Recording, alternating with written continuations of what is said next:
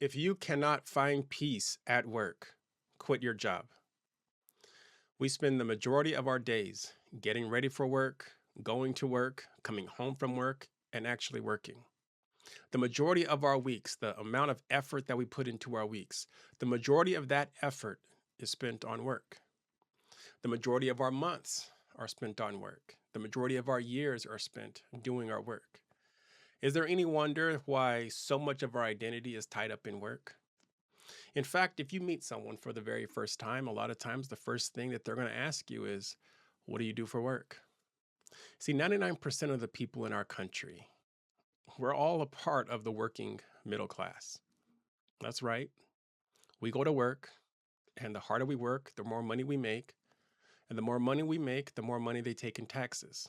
And the cycle continues year after year after year.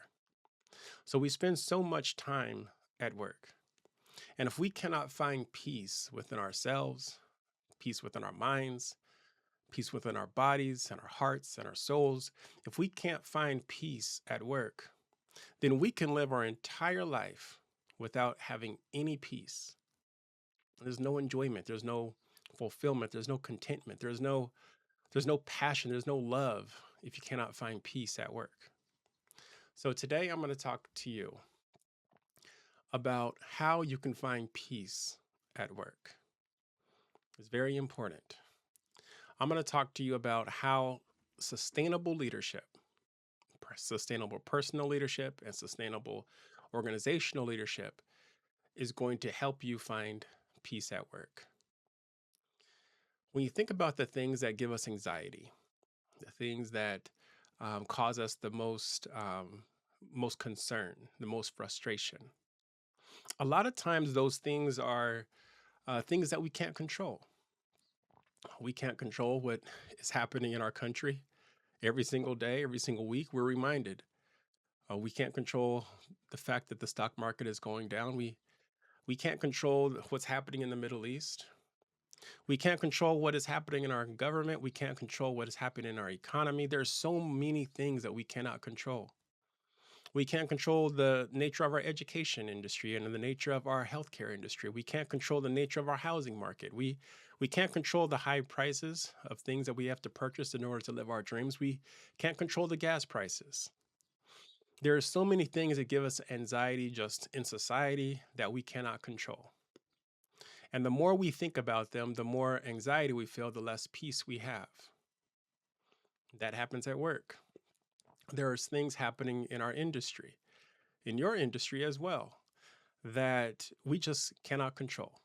As much as our executives and directors and CEOs want to be able to craft the market and influence the macro consumer, as much as we want to impact and shape the market into the perfect customer for our companies, there's a lot of things in the marketplace that we just can't control. There's a lot of trends that we can't control. And when you think about all of the things that you cannot control in the economy, the things that you cannot control in your industry, it all impacts the things that you're dealing with individually in the company. There are decisions that are being made to mitigate the risks in the industry that you're in, and some of those decisions impact your ability to do your job well. And for the people who are high performers out there and overachievers, it gives you a lot of angst. It gives you a lot of anxiety if you're not able to do your job well. So the things that we cannot control give us so much anxiety and so much frustration and cause so much discontentment. It is important for us to shift our focus to focus on the things that we can control. The things that we can control will give us peace. The things that we can control give us hope. It gives us joy. It gives us a sense of satisfaction because we can make progress on the things that we can control. We can't control, like I was saying, we can't control how much we're getting paid. The market is going to determine our wages. It is what it is. But you know what you can't control? You can't control your identity. You can control your integrity. You can control your commitment to pursue excellence in everything that you do. You can control your identity. You can control your commitment to put the interests of your mission over your own personal interests. You can control your type of character. You can't control how strong it is. You can't control how trustworthy you are. You can't control your self-esteem. You can control your identity. You can control who you are as an individual. You can control who you are to your family and your friends. You can control how loyal you are. You can control what type of citizen you are. You can control what type of community member you are. You can control what type of worker you are. You can control your productivity. You can control your efficiency. You can control your ability to create profits that exceed expectations so that your executives don't have to cut costs in a manner that is inconsistent with growth. You can control those things. You can control how you present to the world. You can control the clothes that you wear and how you wear them. You can control your grooming habits. You can control what you do with your free time. You can control the hobbies that you have. You can control the development that you make on your spiritual power and your emotional intelligence. You can control those things. And the fact that you can control those things should give you hope. Everything is not lost as long as you remember that there's a great number of things that you can control in a world where there seems like there are so many things that we cannot control. Now let's talk about what we should do about the things that we should control. Many times in a company, a lot of the times the best people, the highest performers get burned out first.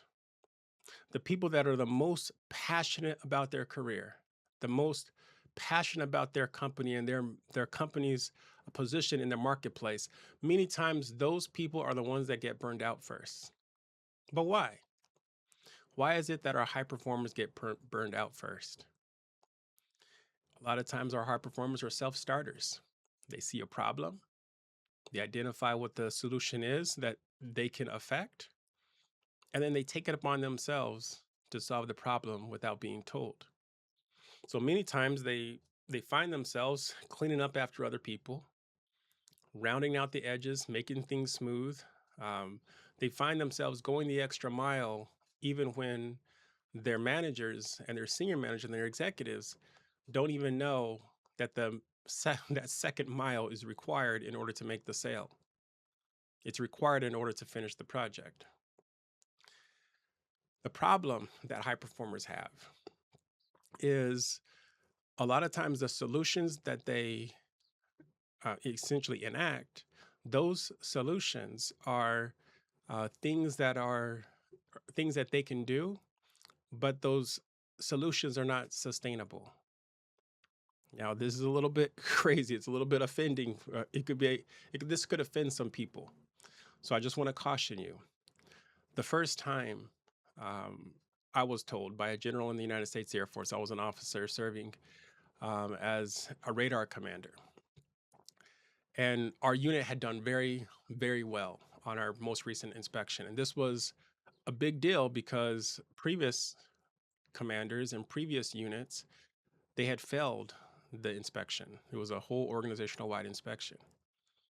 And we had improved our performance so greatly that the general who was over our unit and over our command, the general came down to thank us and to see what we were doing that had essentially turned a unit around. We became more effective. We did our mission with more accuracy. We had high morale. And so the general came down to essentially give us a pat on the back. And while the general was walking through the squadron, I remember she stepped into my office. I was at the time Operations Support Flight Commander. And I stood up and I greeted her. And she said, "Hey, I heard you've been doing good work here," which is a typical compliment that you give an airman who did a good job. Like, "Hey, I heard you're doing a good job." And that's all we really need. We just need that that confirmation that someone is recognizing our work. And I said, yes, ma'am. I rattled off all of our accomplishments. We're doing great with crew management. We're doing great on training. We completely turned around our performance on the inspection. So I gave her essentially the resume of myself and the people who are working in my flight. And she said, that's good. That sounds good. But are you creating processes so that the people who come after you can do what you're doing? And at the time, um, uh, it was very offensive for me because I was the type of guy that, and a type of commander who was hands on. I was essentially a rock star enlisted person. I was a senior airman. I was a high speed, low drag, outstanding airman. And I crossed over to become an officer. And so I was a very hands on officer. And if there was something that needed to get done, I would just do it myself. Or if I couldn't do it because I'm swamped, then I would delegate it out to either my NCOIC or someone else who was working in my flight. But when she said, that sounds all good, but did you create any processes so that the people who come after you can do the same thing? I was just like, ma'am, like in my mind, I was thinking, how could you not just say, airman, like you're a rock star. You you're a champion. You're one of one. You're amazing. No one else could do this job but you. That's what a high performer wants to hear from their manager, from their director, from their general. You're a rock star. You have distinguished yourself amongst your peers. There was no one that can do your job but you. You are deserving of all the awards. You are deserving of all the praise. You're deserving of the next promotion. You deserve a raise. In fact, I'm going to give you a bonus right now. Here, take some time off. The high performers, what we want is that feeling of being one of one, feeling like we won the trophy. We were the best employee, the most productive employee, the most impactful. And if we're not the most impactful, then we want to be the most likely to succeed. We want to be the most improved. That's what high performers are. So when the general said that to me, I was in my spirit, I was offended. I was like, what are you doing talking about processes so that the person that can come after me can do my job? I was walking through life thinking, no, I'm one of one. There's no one that's going to be better than me. I'm going to make every sacrifice that I need to make. I'm going to learn whatever I need to learn. I'm going to develop the skills that I need to develop. I'm going to put myself out there. I will sacrifice time with my family, but I'm going to be the best employee. I'm going to be the best commander. My unit is going to be the best. Who cares who comes after me? Who cares? Let them do what I do. But that wasn't the right attitude to have. I learned later on, and it sunk into me what she meant by that. What she meant was, it's great for you to be a high performer. It's great for you to turn around the squadron and be a part of the unit that turned around the entire squadron. It's great for you and your team, but your job is not done until you make sure that the people that come after you can be as successful as you are. Therefore, over time, the squadron continues to get better and better and better, and there's no drop off after you leave. So you can be a great player, you can be a great employee, you can be a great worker, you can be a great commander, you can be a great manager, you can be a great senior manager. But if the person that comes after you, that gets your knowledge transfer, that gets your same employees, your same unit, if they're not able to be as successful as you are, then your job is not done. It's not finished. That's the difference between thinking unsustainably when it comes to leadership and using sustainable leadership practices. See, sustainable leadership means that you create sustainable growth. It means that after you leave it, your squadron or your unit or your company continues to grow because of the work that you've done to lay the foundation for productivity. As a as a lieutenant, I wasn't ready to hear that message. But eventually I was promoted to first lieutenant and to captain, and eventually I became a consultant, and it all started to make sense when I was running projects for one of the big four accounting firms in the world. Eventually, sustainable leadership started to make sense. I remember hiring uh, some folks for the firm, and I remember onboarding them into my team with permission of the executives. And I remember training up someone to be my analyst. I was a functional lead at the time. And I'm big on coaching, big on coaching. And the minute someone gets hired, the minute they start working with me, I look at that as the first day of class, and I try to pass a lot as much information as possible to the new person on my team so that they have the organizational knowledge that they need in order to succeed in their role. And then I also provide them the tools that they need in order to continue to develop the skills that they need to move up to the next level. And so it takes work. I don't really know if someone's going to fit into my team until I've seen them attempt to learn the things that need to be learned in order to operate on the team. So it takes about, I would say it takes about 4 weeks. The fastest I can make a determination is 4 weeks of whether or not someone is going to be a good fit. Because I've been able to see them perform daily tasks. I've been able to see them how they operate within a team. I've been able to see how they go.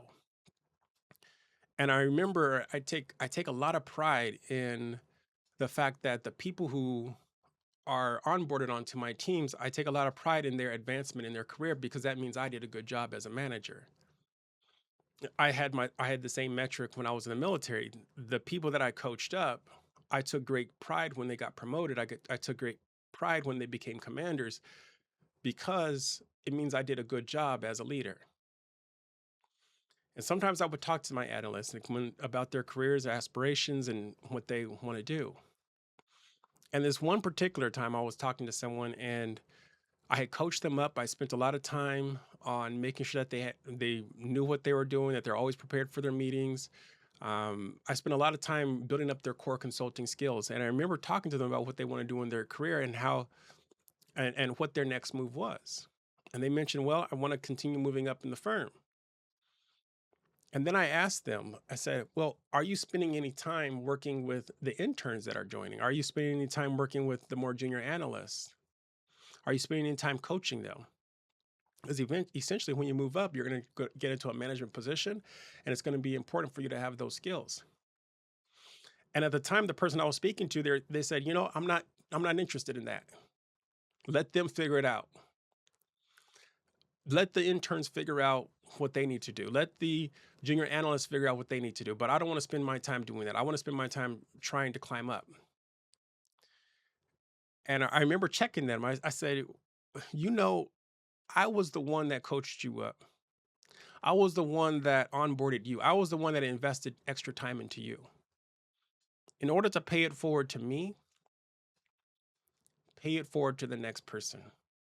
Find it somewhere in your heart, find it somewhere in your day. Reserve some time, maybe it's 30 minutes, but find someone, find a junior analyst, find an intern, and begin coaching them up. I didn't know this at the time, but at the time I was, unbeknownst to me, I had already started instilling sustainable leadership into the professional identity of the people that I would supervise. Today, I'm talking to you about sustainable leadership because I think it's the path that you need to take in order to discover peace at work. Too many things are happening that we cannot control. And when decisions are made that either restrict our resources or when decisions are made taken that do not take into account that all of us are human beings and all of us are going to have really long careers, when decisions are made to shorten our careers or shorten our ability to generate long-term profits, those decisions I categorize as very short-term thinking, and that's not sustainable leadership. We can succeed in the long term with short-term leadership. It's not sustainable. We can create profits in this quarter, and the profits that we create in this quarter, because of how we created those profits, they can actually hurt us when we're trying to create profits next year. Because we went about it too aggressively. We went about it in a way that did not generate loyalty with our customers. We went about it in a way where we didn't produce high quality code so that the applications we are creating and we're putting out to the world are receive the respect and the trust that they deserve. It's possible to create profits in the short term and then fail in the long term, which is why I believe sustainable leadership is so important. The funny thing is, when we're creating profits for short term profits, when we're doing that, when we're cutting corners to create profits in this quarter or creating profits in this year and we're hurting us for next year, a lot of times we think, we win. We create the profits. We're good. We're okay. But the truth is, we're not okay because it's not just the customers, it's not just the clients, it's not just the people who are purchasing our products and experiencing our services. It's not just those people who are frustrated, who get frustrated. And then eventually they no longer want to work with us. It's the people who are actually doing the job. The person sitting right next to you who knows, this is not a good piece of code. I know this is trash, but I'm getting forced to do this. And I'm unable to meet my short-term goal of making sure I produce X amount of code without completely hurting us in the long run. And I know we're going to have to do remediation over this. I know this is not a good piece of code. It's going to have to be reworked. It looks good now, but in a couple of months, it's going to look horrible. But I have to do this. That person who has to make that decision, that developer who has to make that decision, feels horrible when they go home because they spent their entire day working on something that's going to have to be remediated. And the remediation is going to be worse. It's going to be much, much, much worse than just building the code for the first time. It might take a little bit of time in the short run, but it would be so much more fulfilling knowing that you produced a high quality piece of code that could be used over and over and over and over again. It doesn't have to be remediated. You don't have to chase bugs all over it. Same thing goes when you're thinking about the products that we are creating. In the manufacturing industry, the folks that are producing products, a lot of times you can decide, okay, what type of material are we going to put into this product? We know what the first couple had. They had the highest quality products, which is why you were able to do well in the marketplace. But as soon as the customer starts purchasing and people start prioritizing profits over quality, then people start making decisions, let's not use this high quality materials this time. We can save over here without completely jeopardizing the product. And essentially you erode the quality and you erode the quality for profit. You exchange quality for profit, quality for profit. And essentially you essentially dilute your product. So you dilute your product in the short term, which has long-term implications, and you create profit in the short term. And you miss out on the long-term profit that you could be creating if you would have stuck with a high quality product. And if you would have kept reiterating on that product and making it more excellent and perfecting it. Because you did that, everybody who's a part of your company, everybody who's part of the administration, everyone who's part of the actual production team, everyone feels a decreased sense of satisfaction because they know the product that they're producing this year is worse than last year. Even though they may be making more money, even though maybe they may be paying their bills, they know that in the long term, this is not sustainable. In the long term, we're going to have to invent a new product. In the long term, we're going to have to fix our brand identity. In the long term, we're going to have to regain the trust that our biggest clients had in us because we are ruining that trust by producing a low quality product. I was on a situation like that in my career. I was managing a project and we had this technical team. We were building a piece of software and the project was running behind. We're missing our milestones. It was horrible. And we were getting a lot of pressure from the clients. We're also getting a lot of pressure from our executives to deliver and stop missing our milestones. And so we had this pressure. We had to complete a certain amount of user stories. We had to build a certain amount of a piece of code, a certain amount of code. And when I met with the technical team, we talked about it and we said, look, what are we going to do? We either are going to dumb down these user stories and not build the code that is required, or we're going to do this the right way. And we're going to take a little bit more time, but we're going to build high quality code. And we're going to have to communicate to the client. We're going to have to communicate to the executives that we're going to miss our timelines this sprint. We're going to have to miss our timelines this month. But if we miss our timelines this month and we build a high quality piece of code, then we're not going to have to do remediation and our testing process is going to be much shorter. Fortunately, they agreed and we went forward and we had a successful project. Every single person, I was a technology consultant, but every single person has to make that decision. Are you going to focus on the quality of the product and the quality of the service that you're producing and delivering, or are you going to focus on the profit? Because sometimes those two things can't necessarily live together. You can create short-term profits and completely kill your product or your service quality. Which takes us back to the piece. When you know that in your company is producing lower quality products and delivering lower quality services to create profit, you might take home the same amount of money. You might still have a career, but the satisfaction and the joy and the peace that you get out of your job goes away. Because it's hard to feel peace at your job when you know that you're not doing anything to make society better. The peace and joy leave your job and your career when you know that the product and the work that you're doing today is actually worse than yesterday. It's actually worse than last year. The competition in your industry is higher, but your product is not getting any better. There's no real innovation. There's no real solutions that are being solved. There's no real problems that are being solved that actually help your customers transform their lives. There's no major parts of the marketplace where you're able to capture more and more market share. There's no exciting news happening in your company where everyone is watching your company and what they're going to be doing next, because every single thing that your company does, it revolutionizes and transforms the industry. There's no real power, there's no real passion in your company anymore. And that makes people feel uneasy about their careers. See, passion is a long-term thing. When you have passion in your career and there's people in your company that are following their passions, you know that in the long-term view of your company is going to be successful. Everyone is going to have good jobs. You may even be able to create wealth for the children of the children that are working in your company. The grandchildren of your current employees may benefit from the profit that your company is making today because you have sustainable leadership happening in your company. This is big.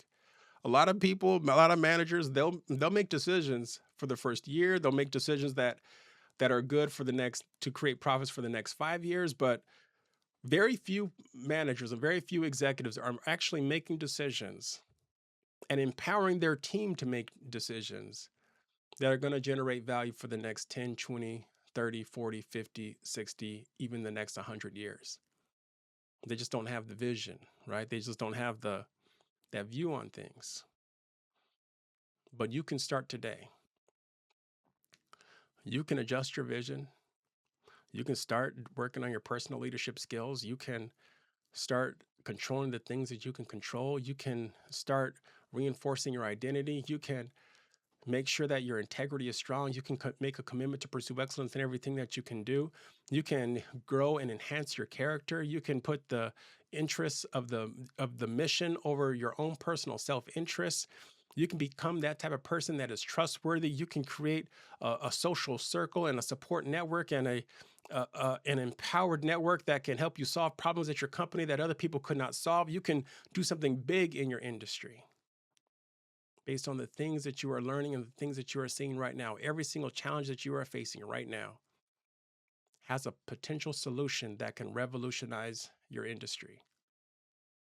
The work that you have to do is to identify what those problems are and come up with the solution. Bring them up to your leadership, bring them up to your management. Talk about them amongst your friends.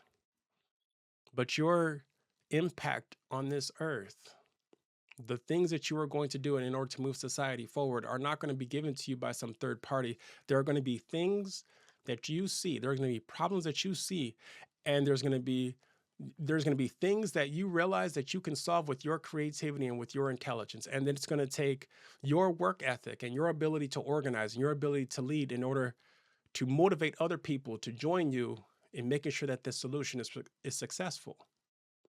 If it requires you to create another product, create another product. If it requires you to enhance your current services or to offer a new service, then offer that new service. Organize it, plan it out, identify the resources that you're going to need. But don't go through life, don't go through your career feeling disempowered. Don't go through your career feeling uneasy and not being able to experience and enjoy peace. Find the peace at work by controlling the things that you can control. Work on the things that you can control at work. Enhance your identity. Focus on the progress that you are making every single day. And when everything is going crazy around you, when everything is all out of sorts in the economy, when everything is all out of sorts in our country, when everything is all out of sorts across the world, you can look at the progress that you're making on an individual basis and feel solace and peace and joy and contentment and fulfillment in the progress that you are making towards your personal and professional goals. And then you'll experience peace. And then people will be coming up to you and trying to figure out, how did you do it? Tell me how. You'll be able to say, I saw this one YouTube video. The guy named Kenneth, he taught me how to find peace at work. And these are the things that I did to help me find peace. And I hope you can use the same thing. I hope you can do the same thing. When you find peace at work, your entire life will change. Your personal relationships will become more fulfilling. You're going to be a happier person inside. When you find peace at your job, when you can go to your job and say, you know what, I am at peace with what is happening right now. I am ready to give the best of my creativity and use the best of my intelligence to solve the biggest problems that I see at work. I am ready to develop the skills that I need to be successful. I'm going to track my progress. I'm going to remain consistent. I'm going to be full of gratitude in my heart and in my soul. I'm going to sharpen my mind. I'm going to work my personal leadership skills. Your entire life will change when you find peace.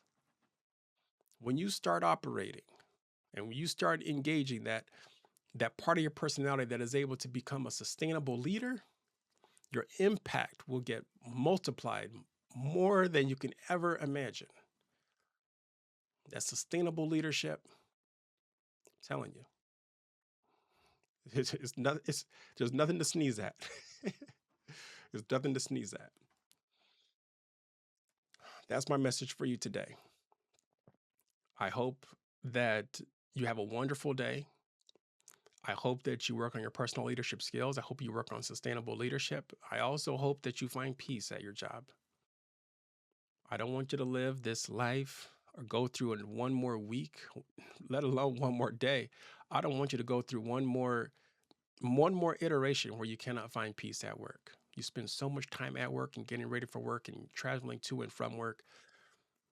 Learn how to find peace at work. It'll make you a better employee. It'll make you a better friend. It'll make you a better husband, a better father. It'll make you a better wife, a better mother. It's going to make you a better person when you find peace at work. And you'll be proud of your career. You'll be proud of your job. You'll be proud of the things that you're doing in your industry. And you'll understand when you find peace, your vision will change and you'll be able to understand the role your industry is playing on moving society forward. The things that you do are important. They are.